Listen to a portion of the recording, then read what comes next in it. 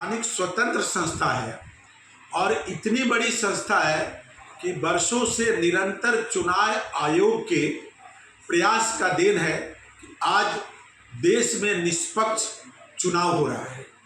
वैसे में चुनाव आयोग जब बिहार के अंदर वोटरों की जांच कर रही है और जेन्युइन वोटरों की जो भी सूचियां बन रही है, उन सूचियों में जिस तरीके से विपक्ष हाय तौबा मचाए हुए हैं, इससे तो साफ लगता है कि कुछ न कुछ उनके दाल में काला है। और मैं बता दूं आपको कि चुनाव आयोग के कार्य पर चूंकि जो भी वोटर हैं वो किसी एक के नहीं है, सभी पार्टियों के हैं। वैसे में चुनाव आयोग के कार्यकलाप को बार बार डिस्टर्ब करना और उनके खिलाफ बयानबाजी करना, मैं इसका विरोध करता हूँ। साथ ही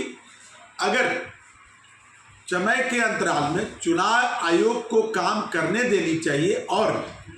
अगर किसी तरीके से चुनाव आयोग से कोई चूक होती है, अगर कोई जेन्युइन वोटर छूट जाते हैं, वैसे में उस समय सभी पार्टियां चुनाव आयोग से बात करेगी और निष्पक्ष तरीके से चुनाव में वोटरों की जो सूची बनी है, अगर कोई त्रुटि रह जाती है तो हम लोग भी मिलकर चुनाव आयोग से बात करेंगे कि भाई पुरानी सूची पर ही चुनाव होनी चाहिए और वोटरों को आज़ादी मिलनी चाहिए। लेकिन जहां एक तरफ अभी निष्पक्षता से काम हो रही है, उसमें विरोधियों का इस तरह से हाय तौबा मचाना और कहीं न कहीं हमारे संजीव जी जो विधायक हैं, चाहे सांसद गिरधारी लाल जी ने भी कुछ लगता है कि दिग्भ्रमित हो गए हैं। उन लोगों ने भी चुनाव आयोग पर कुछ कहने की कोशिश किया है जो आश्चर्यजनक है। इस तरह की स्वतंत्र संस्था के साथ और ऐसे भी पहले भी रहा है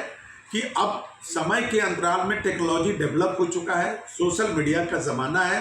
चुनाव आयोग जिस तरीके से अखबार के द्वारा, सोशल मीडिया के द्वारा डोर टू डोर मैसेंजर भेजकर जांच की प्रक्रिया करा रही है, आशा करते हैं कि जरूर निष्पक्ष जांच होगी।